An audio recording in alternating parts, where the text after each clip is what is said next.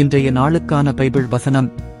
கர்த்தர் என் பெலனும் என் கேடகமுமாயிருக்கிறார், என் இருதயம் அவரை நம்பியிருந்தது, நான் சகாயம் பெற்றேன், ஆகையால் என் இருதயம் களிகூறுகிறது, என் பாட்டினால் அவரை துதிப்பேன். சங்கீதம் 28 அதிகாரம் 7 வசனம். வசன விளக்கம். இந்த வசனம் தாவீது எழுதிய ஒரு நன்றியின் சொற்றொடராகும். இந்த வசனத்தில் தாவீது தனது வாழ்க்கையில் அனுபவித்த தேவனுடைய பாதுகாப்பையும் உதவியையும் மனமாற நன்றி செலுத்துகிறார். கர்த்தர் என் பெலனும் என் கேடகமுமாயிருக்கிறார். தேவன் தாவீதுக்கு பாதுகாப்பும் ஆற்றலும் கொடுப்பவர். பெலன் என்பது உடலிலும் உள்ளத்திலும் வரும் வலிமை.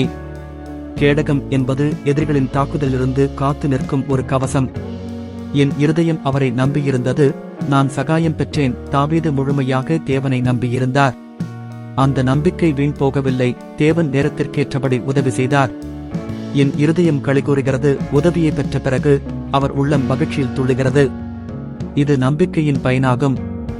என் பாட்டினால் அவரை துதிப்பேன். தேவனுடைய நல்லதற்காக தாவீது தன்னை பாடலின் மூலம் கிரியுடன் துதிக்கிறார்.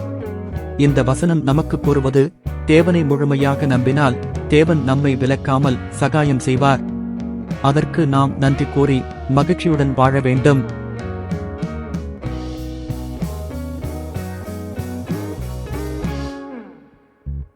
ஜெபம். கர்த்தரே, நீங்கள் என் பெலனும் என் கேடகமுமாயிருக்கிறீர். என் வாழ்க்கையில் பல சார்ந்த நேரங்களில் உம்மீது வைத்த நம்பிக்கையால் நான் நிமிர்ந்தேன். என் இருதயத்தை களிக்க வைத்த உமது உதவிக்கு நன்றி. இன்றும் என் பயங்களிலும் சோதனைகளிலும் உம்மை நம்புகிறேன். என்னையும் என் குடும்பத்தையும் பாதுகாத்து சகாயம் செய்யும் கரங்களாயிருங்கள்.